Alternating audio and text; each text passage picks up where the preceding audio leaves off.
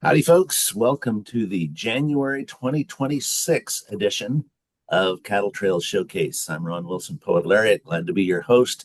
If it's not too late to say it, Happy New Year to everybody. I'm milking the new year for every bit I can. I need all the time I can get. Um, the purpose of the Cattle Trails Showcase is to continually highlight the communities, historical elements, museums, and other attractions along the historic trails. And Lonnie Steben is our showcase chair. Pardon me. The Cattle Trails Showcase was initiated 4 years ago by the International Chisholm Trail Association.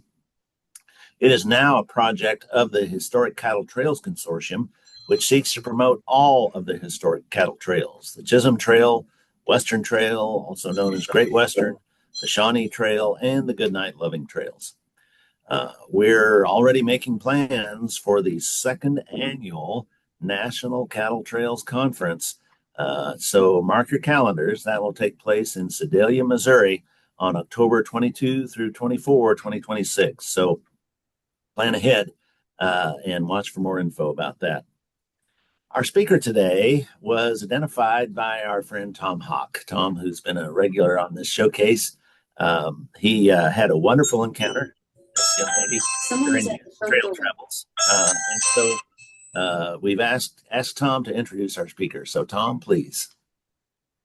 Yes, thank you, Ron. Last year, in the latter part of June, I was driving the New Mexico portion of the Goodnight Loving Trail from Las Vegas all the way down to Carlsbad. I stayed on, because of the highways, I stayed on the western side of the Pecos, whereas Goodnight and Loving basically stayed on the east side. But one of the places that I wanted to stop and see was Fort Sumner, which is where Goodnight and Loving in their first cattle trail in 1866 sold all of the steers to the Army for $12,000 in gold. And I expected to see some aspects of the Goodnight Loving Trail there and the Army. But the great surprise and an incredibly positive surprise was the Memorial Museum Bosque Redondo to the long walk and the imprisonment of the Navajo, the Diné, and the Inde, or the Mescalero Apache, by the Army there at Fort Sumner. And the Memorial Museum, for which in which Rebecca works, and for which she is a major tour guide person, was kind enough to give me a substantial portion of her time that day, and I was so impressed with the museum itself, the beauty of the museum, and with Rebecca's extensive knowledge of the whole complex of Fort Sumner, the fort itself, Billy the Kid's grave, and but in particular the history with regards to the imprisonment and the brutal treatment of the Navajo and the Apache.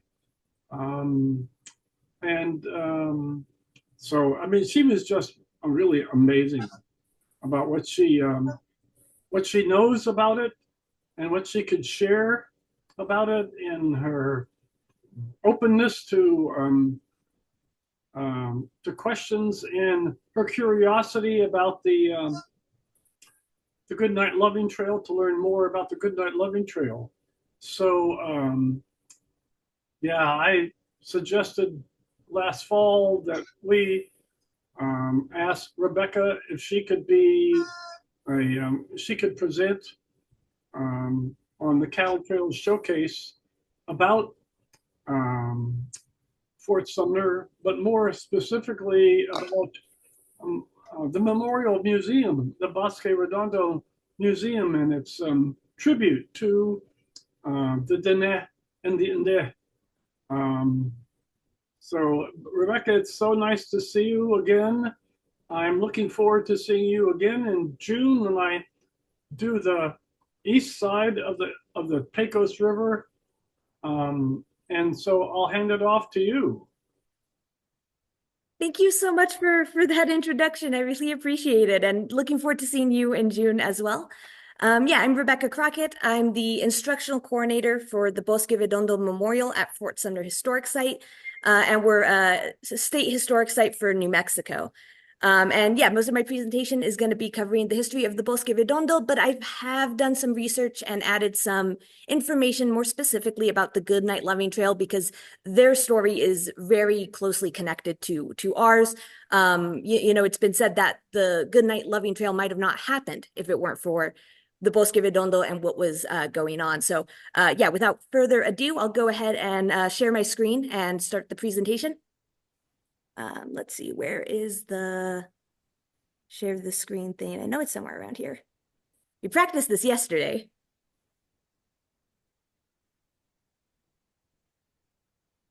Down at the bottom in the center. There we go. Thank you.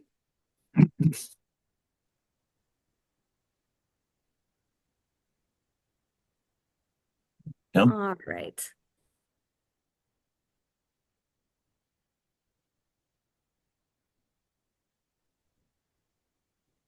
We are seeing your notes at the bottom. There we go. All right. Everybody can see everything all right? Okay, awesome. Yeah, so Fort Sumner was established in October of 1862. And its sole purpose, the reason it was established, was the control center for this planned reservation for the Dene, also known as the Navajo, and the Inde, or Mescalero Apache. The purpose was to hold about 10,000 people who were deemed a problem by the U.S. government captive.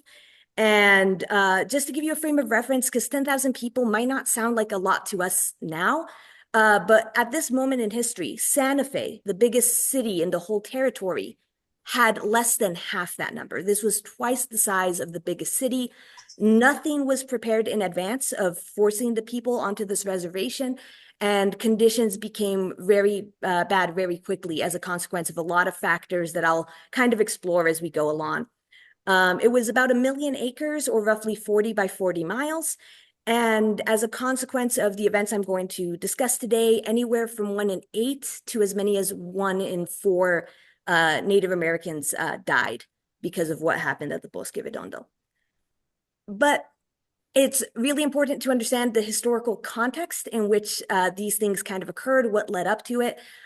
So I wanted to go over some of that. So I kind of like starting a little bit with like the peonage system, the Spanish occupation of the region. And, you know, they introduced a form of slavery called peonage. They established settlements and haciendas. And of course, that caused a lot of conflict, both because different tribes were being forced into labor, and then also disputes over land. Eventually, Mexico won their independence from Spain, and they continued these practices and these encroachments and this treatment of the tribes in the area. And then eventually you also have the American westward expansion, the whole, you know, Manifest Destiny. You have the trails leading west, especially after 1848 with the signing of the Treaty of Guadalupe Hidalgo between Mexico and the U.S., where Mexico, after losing the conflict, handed over different territories to the U.S., including New Mexico. And so you have a ton of Americans flooding into the region, a ton of settlers, ranchers, farmers. And so those land conflicts increase, and they also bring along these American practices surrounding slavery. And so this creates a lot of tension. In addition to this, you have a very strong military presence. There's a lot of forts that start being constructed during this time. And they would sign treaties with different tribes, but these treaties were frequently broken. And a lot of the reason for that was because of a fundamental misunderstanding of how a lot of these tribes would govern themselves. A lot of them had decentralized governments. They had unofficial leaders, usually elders of their tribes. It was more like someone in the clan or family group that was very respected and had a great deal of influence versus like an official leader. And so the US military would sign a treaty, a peace treaty, with one particular clan or group. And then they would have a conflict with a different clan or group that belonged to the same tribe. And they would accuse the whole tribe of breaking the treaty. And so, they said, these tribes aren't trustworthy because they break their treaties, because they fundamentally did not make the effort to understand what was actually being agreed to and how it was understood by the tribes. On the flip side, you actually had the same issue from the Native American perspective. They would sign a treaty with the US military, but then there were like different settlements and slave raiders who would attack and take captives. And so they would get attacked by these groups, and they would feel that the American military had broken their side of the treaty. So all of these things, the land, the enslavement, the conflict, it kind of escalated, right? There were retaliations, and they would take their own captives, things like that. So by the time that the Bosque Redondo comes about, there's a lot of conflict and tension in the region. And then you have the outbreak of the Civil War. Now, New Mexico was Union territory. Texas, as you probably know, sided with the Confederacy. And so there was always this threat of this, since they shared a border, of Texas coming in. So a man named General James H. Carleton, which you can see here on the right, he was put in charge as the commander of all of the military forces in the territory of New Mexico. And so he was sent out with his California volunteers to reinforce New Mexico and prevent a Confederate invasion. Now, by the time he got there, Texas had actually already tried to invade, and they had been repulsed. And that's its own story. I don't have time for it today, but it is a very interesting story. But anyway, he gets there. Texas has already retreated, and there's no follow-up attack. They never try again. And so he has all of these troops and no Confederates to fight. So he decides he's going to solve what he terms the Indian problem in the territory of New Mexico. He decides that the Navajo and the Mescalero Apache, the Diné and Inde, are mostly responsible. And he enlists Colonel Kit Carson to be his commander in the field. Now, by this point, Kit Carson was very famous. He had been a fur trapper. He had been a scout, a guide, many other things. And so he was very familiar with the area. Carleton felt that Carson would be a good fit to command the troops in the field. Carleton also suspected that these two tribes in particular, that their homelands had gold and silver and other wealth. And so in correspondence to his superior officers, he talks extensively about wanting to send mining teams into their homelands and basically become this Civil War hero by funding the Union side of the Civil War with all this gold that he thinks these people are hiding. So that was another motivation for why he wanted them removed. And so he decided on Fort Sumner. Now, Kit Carson, he had him launched a scorched earth warfare against them. He first went after the Inde because they were closer, a smaller tribe, and due south. And so for them, this involved slaughtering herds of animals that they would have hunted, burning homes or belongings that were left behind, guarding or throwing dead animals into water sources so the water would become undrinkable. And then the orders were also to kill all men on site and capture the women and children. And so those were the commands given by Carleton. Eventually, they rounded up about 500 Mescalero and forced them to Fort Sumner. Then he turned his focus to the Diné that were northwest in the Four Corners area, so a distance of some 400-ish miles, and kind of repeated the process, except the Dene were, they had horticulture, they had orchards, they had crops, they had large flocks of sheep. And so the scorched earth warfare was even more devastating because it involved destroying all of those things. And essentially, Carson starved the people into surrendering and then marched them. There were over 50 separate marches. As you know, people were collected in like places like Fort Defiance, Fort Wingate, Fort Canby. They were marched. Most of these marches took place in the winter. People who couldn't keep up, whether they were elderly, pregnant, etc., were usually shot and killed if they were slowing down the group. There's talk of brutality by the soldiers on these marches. And because of the scorched earth warfare, a lot of people didn't have their winter clothes. They had to cross rivers like the Rio Grande in winter. And so there was a significant death toll and a great deal of suffering on these marches that led them to the Bosque Redondo. One thing that's interesting too is that in the case of the Inde, the Mescalero, they were originally told that they would only be removed temporarily. Then when they arrived, they were told it was going to be permanent, but it would be just for them, the whole 40 by 40 miles. Within months of that, thousands of Dene were brought in. And then they were told they would be provided with food and anything they might need, housing, shelter.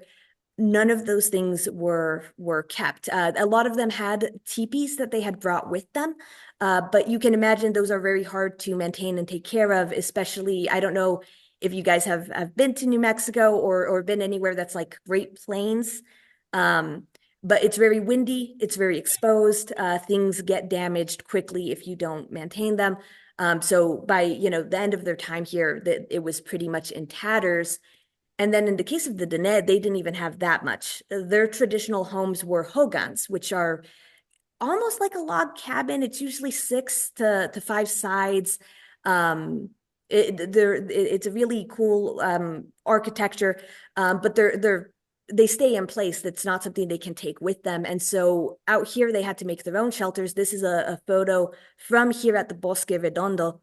Of what their shelters look like. And it's essentially a hole in the ground covered with whatever vegetation they could acquire. And then that was covered with either mud, blankets, or hides, whatever they had available to keep out the elements.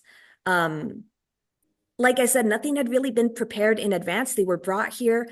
In anticipation of that, Carleton had sent a survey crew to assess the area.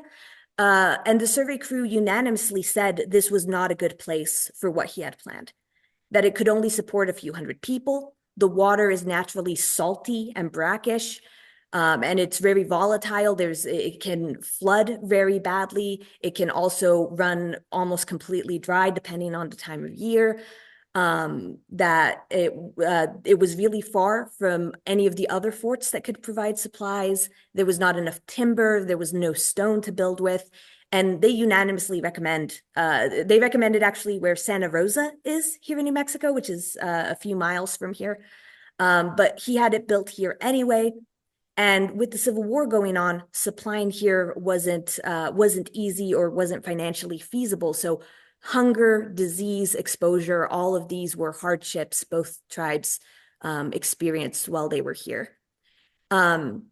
In addition to just the conditions, they were also put to work building the fort for the soldiers. You can see in this image, off in the center of the pathway, there's 2 armed guards.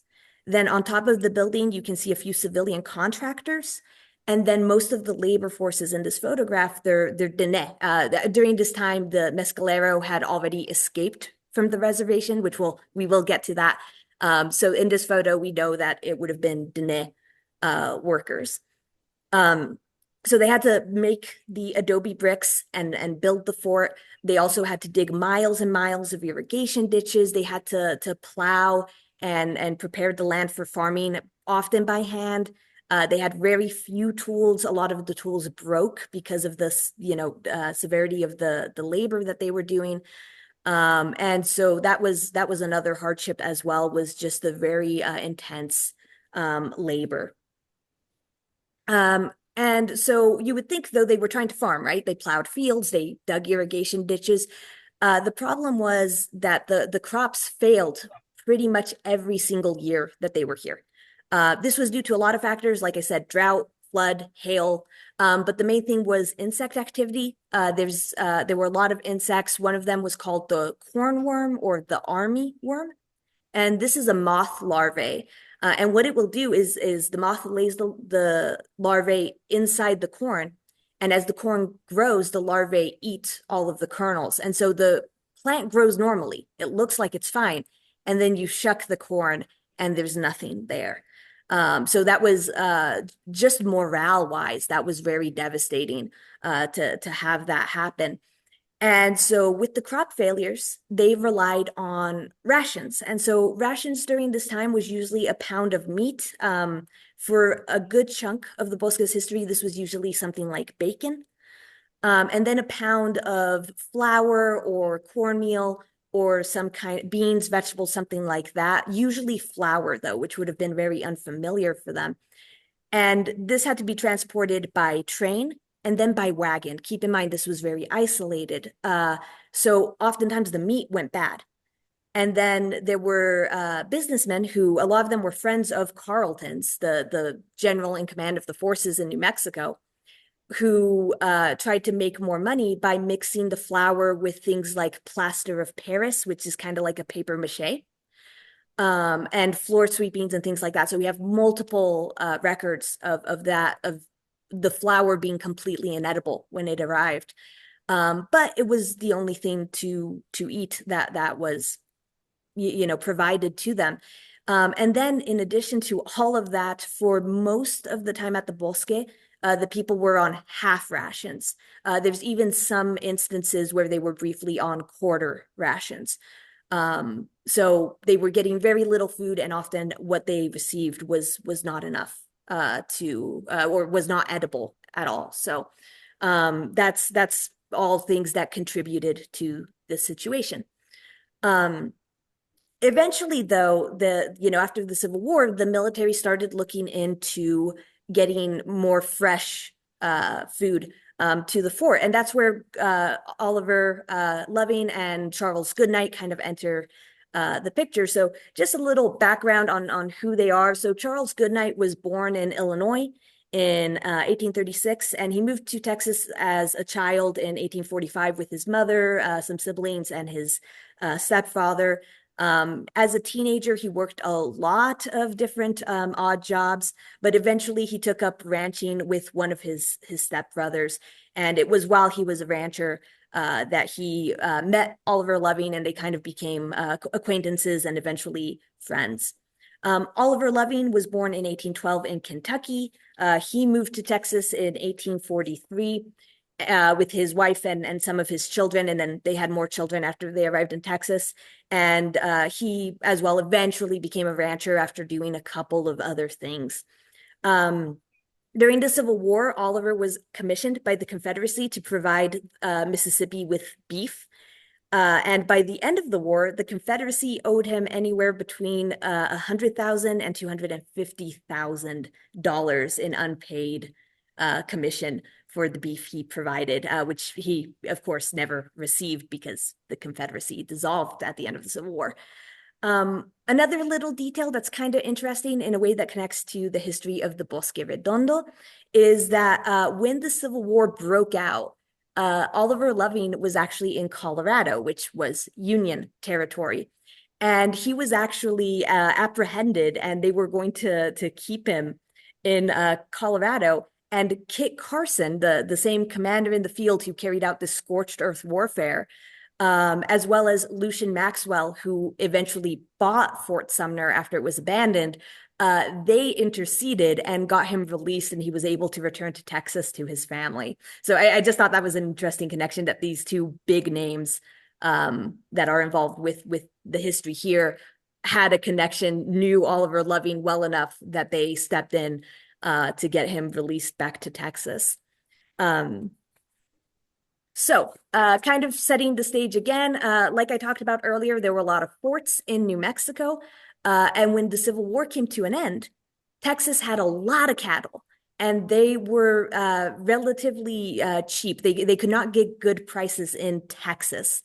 New Mexico had was mostly a sheep farming community at this point in history, so they did not have that same quantity of cattle, and there was a massive demand. So people realized that they could make a lot of money by moving their cattle west and selling it in these markets, especially to the American military. And then there was also ways to get them to the railroads and ship them east to places like Chicago, for example. So there was this great opportunity for profit. However, this was also a massive gamble because you're moving large herds of cattle through really desolate areas without a lot of water, without a lot of vegetation in some cases. And then you are also moving it through the homelands of groups like the Kiowa and the Comanche, which were very likely, since you were moving through their territory to attack and take the livestock. So it was, on the one hand, potentially massively profitable, but on the other hand, it could be a gamble where you could lose everything, and it could also be extremely dangerous. And so Charles Goodnight was one of the people who decided to take this gamble, and he went to Oliver Loving for advice, and they decided to join forces and try to move cattle to Fort Sumner specifically because they had heard that they had put out bids for a large supply of cattle in order to feed these, by that time, about 8,000 people that they had captive on the reservation. And so in, let's see, I forget which month it was. I want to say it was June 1866. June? Yeah, June. They left with 2,000 steers, 800 stocker cattle, which from my understanding, you guys would probably know better than me, but it's like, female cattle, babies, things like that, not steers.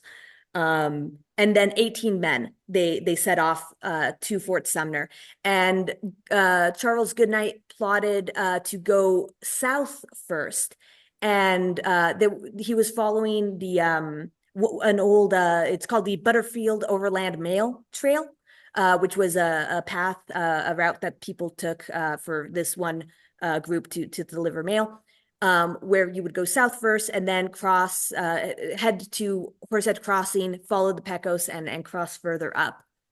And so by doing this, he would potentially avoid some of the Comanche and also reach water sources a little bit sooner. So that's the path he ended up following. And for that first cattle drive, it worked. They made it to Fort Sumner. They were able to get 8 cents a pound on the hoof as they were weighed at Fort Sumner. And so, yeah, that ended up being, like Mr. Hawk said, about $12,000 in gold that they received. When they sold they only sold the 2,000 steers. The fort was not interested in the other 800 cattle. But that was a massive, massive profit. And so once they had made the sale, Oliver Loving continued north to try and sell the other 800 cattle. And Charles Goodnight went back to Texas with the gold to put it away safely, and then also use it to buy more cattle and bring it to Fort Sumner, especially those steers that the fort actually wanted. So they actually did 2 cattle drives in the same year. They met back up in Fort Sumner, ended up wintering south of Fort Sumner, and then started plans to continue and do another cattle drive in 1867. So next slide. This cattle drive ended up not being it was still successful from a financial aspect to some degree, but as they were traveling, they got attacked by a group of Comanche, and that there was also some rainstorms that caused delays, and so Oliver Loving and another one of the scouts, Wilson, One-Armed Wilson, I think was his nickname. They went ahead to let the fort know about the delays and to place their bids ahead of the main group. While they were doing that, Oliver Loving insisted on traveling during the daytime, despite Wilson advising against it. And they were attacked by a different group of Comanche around Horsehead Crossing. He received an very serious arrow wound, but they did manage to escape, but he was too wounded to continue. So he sent Wilson back the way he had came. And then eventually some Hispanic traders were going through the area. They found Loving and were able to get him to Fort Sumner. By this point, though, his wound had become gangrenous.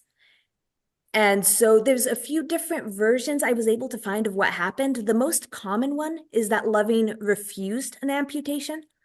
I also found other sources that said he delayed it and then eventually did receive an amputation, but it had already spread and was too late.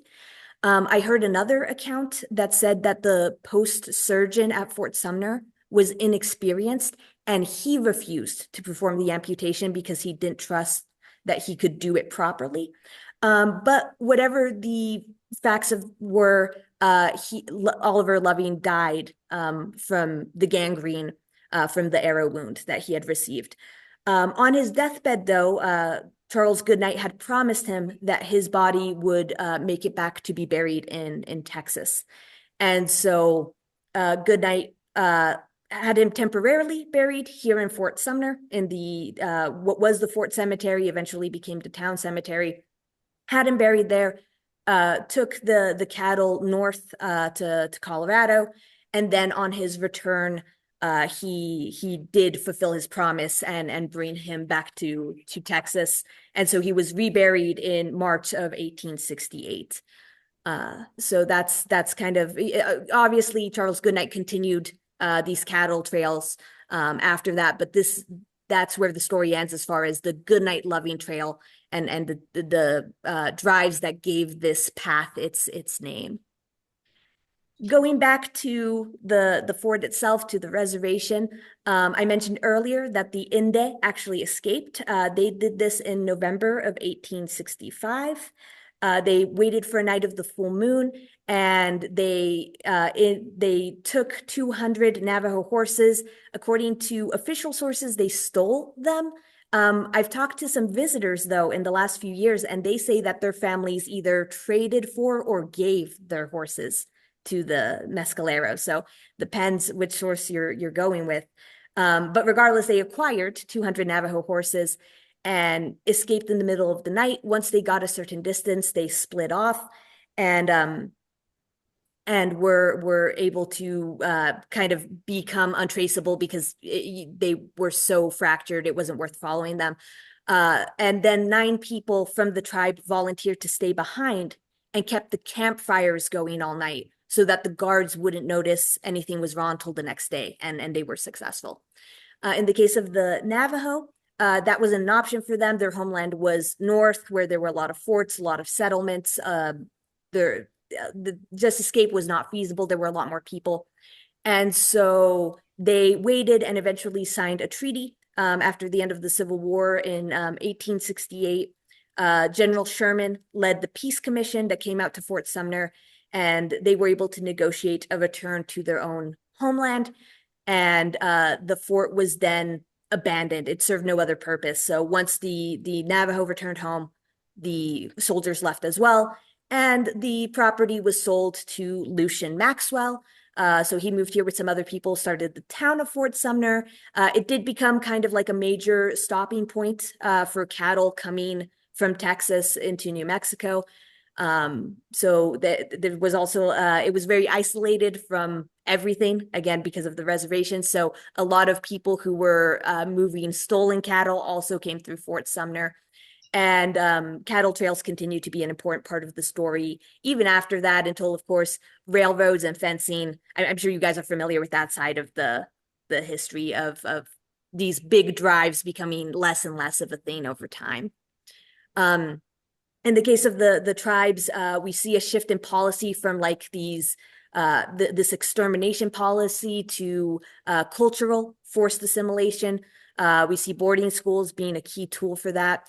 And so obviously the impacts of the Long Walk and Bosque Redondo continue to have an impact even long after this place came to an end.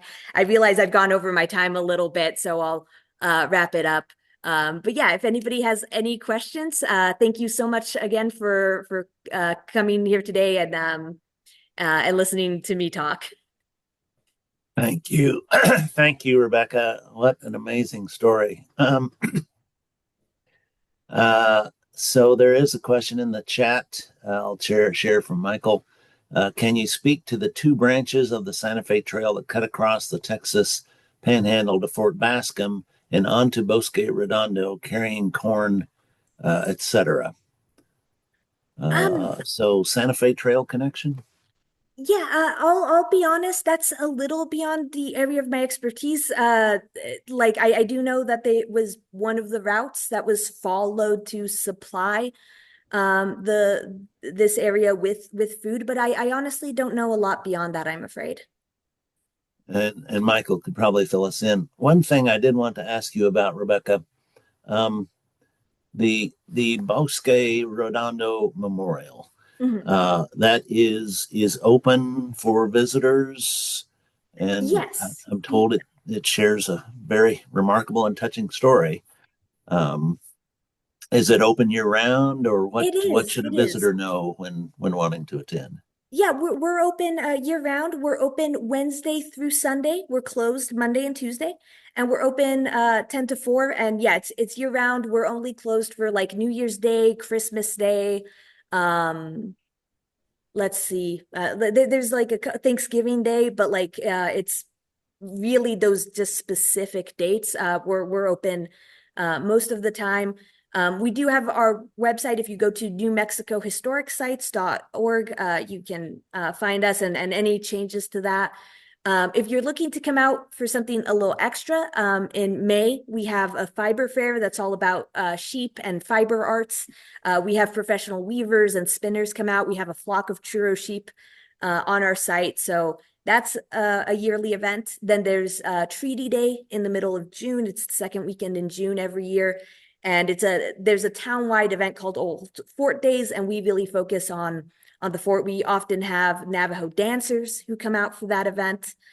And then in winter, usually the first weekend in December, we have a guided farolito tour. So we do little, those lighted bags with the candles all around the site. And we do like a nighttime tour where we read all these archival things and oral histories. So that's a really cool event too. But honestly, if you're just passing through the area, I think it's definitely worth the stop. It's a beautiful museum. And the history really is so moving, and there's so many different stories of what people experience here. With this presentation, I really only scratched the surface of the story. And Tom tells us it's a beautiful, beautiful museum. So we look forward to being there. And Michael seconds that. Question from Debbie Wiles. Do you have any original records there from the BR or FS? Are those ranch names? No, Bosque Redondo or Fort Sumner. I'm sorry. Oh, I see. Yes. Original records. Yes, we do. Actually, we also have a lot of those archival, they're scanned, available on our website. We have digital copies, but they're the handwritten notes. We have like the daily guard logs, the hospital logs. We have letters from different commanding officers. We actually one thing we have in abundance is paperwork. A lot of it is very mundane, the day-to-day stuff, but we have a lot of records. The one thing we get asked about a lot that we don't have though is names of the Dene or Inde, because often in the records they're just called, Navajo man, Apache woman, things like that. So it's very rare that we get like the captives called by name unless they were some kind of leader. Yeah. So that's one area that we're lacking. But as far as like records in general, we have a very, very extensive collection. And yeah, they're available online. If you reach out to us, we can definitely do a bit of a dive and send you things that would be relevant. So yeah, definitely a lot of that. Are they open to the public? Yes, absolutely. I'm actually writing the biography of Oliver Loving, and so I'm very interested in that time period. But I don't know if you recommend The Four Cornered War by Megan Kate Nelson. If you haven't read it, I highly recommend it. It puts the Bosque Redondo in a whole different light, and it really makes you understand what the Dene and Ende went through during that time period. It's a fantastic book. Okay, yeah, no, I've heard of it, but I haven't actually gone around to reading it yet. I'll add that to my Highly next on my recommend. reading list. It's also on Audible, so you can listen. Nice. Your presentation was fabulous. Thank Oh, you. thank you so much.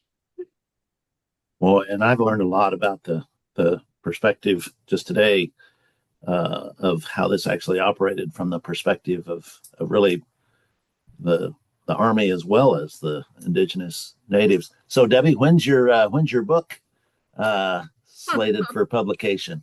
Well, I'd love for it to come out next year, but it'll probably be the year after. We'll be watching.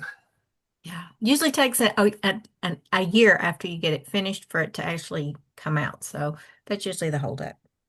I can't promise anything because I just like work here, but like definitely when you're like publish it and stuff, like if you want to reach out, I'm sure Yeah, I'll be up there anytime.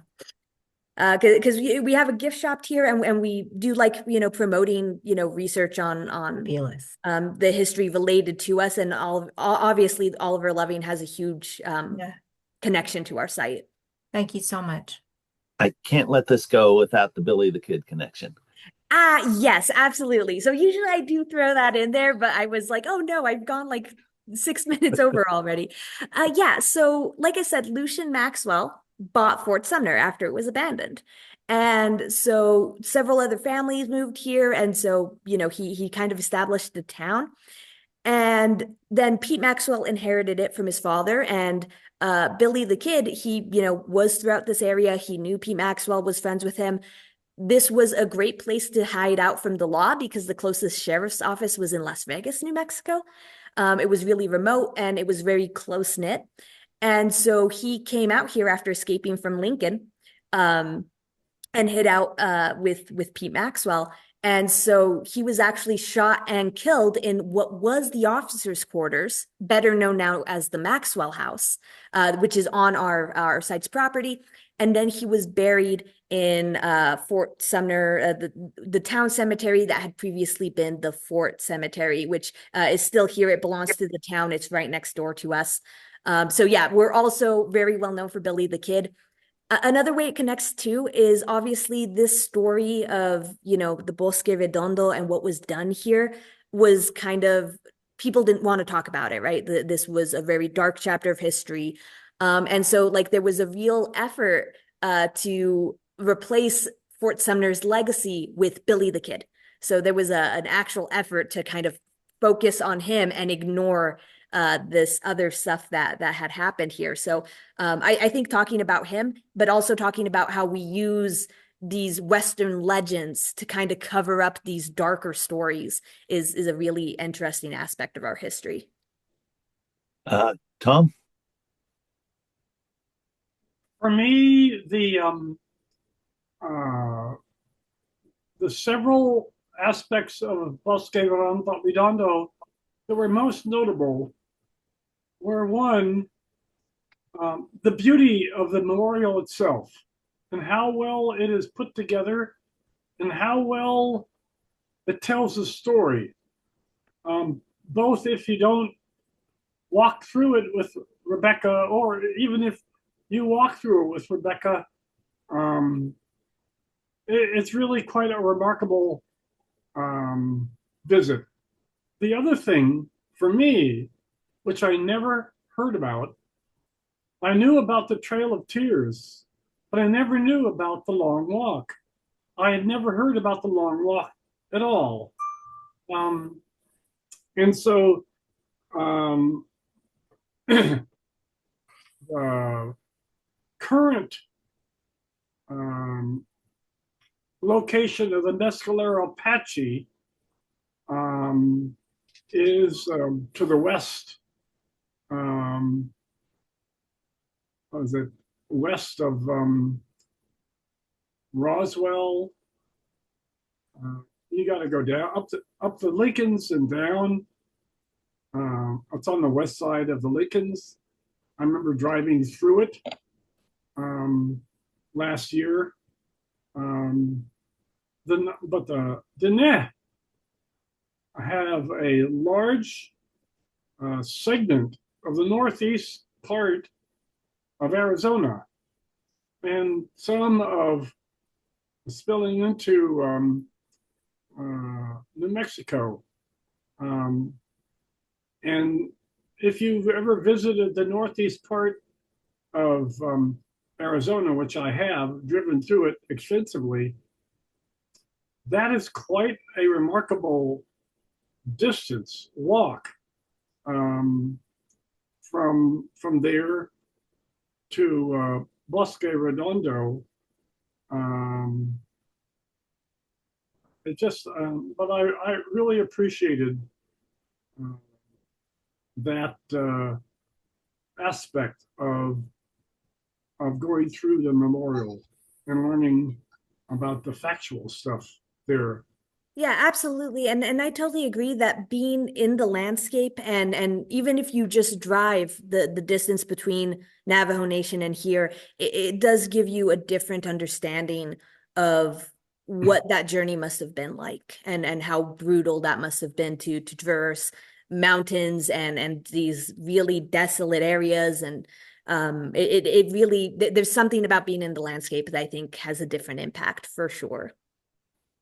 Thank you, Rebecca. Thank you, Tom. Rebecca, amazing presentation, and Thank you so much. we really appreciate it. We'll give you a virtual round of applause here. Thank you. And really Can I ask- fascinating Can I ask a story. question? Fire away. I'm trying to think, west of Chama, New Mexico, isn't there's some Apache there, and I was thinking it was Mescalero. And I can't think of the exact town, but it was west of Chama. Do you know that, Rebecca? No. Most of the ones I know, because there's three different Apache groups in New Mexico.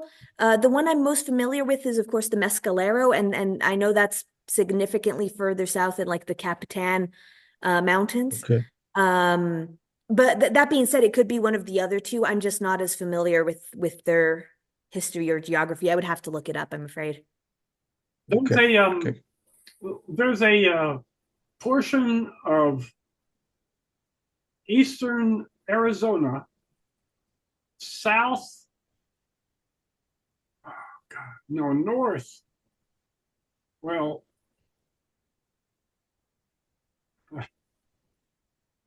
I'm going to say anyway, it's in a very forested and well-watered area.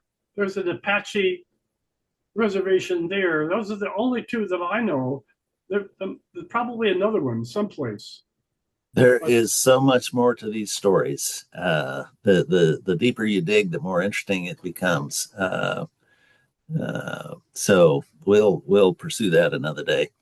Let me finish up with a couple of announcements. Lonnie Steben, our showcase chair, could not be with us today. He's attending a friend's funeral, but he asked me to relay that Rick Blenser, who's been on with us today, is going to be next month's program.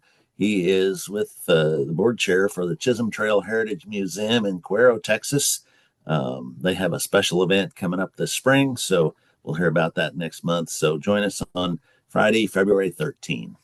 Until next time, this is Ron Wilson, Poet Laureate, saying thanks for taking time to join us in this place, and come on back next month for our Cattle Trails Showcase. Happy trails, everyone. Thank you, Rebecca. Carolyn. Thank you guys so much for having me. Carolyn, you requested last month's how to get on there.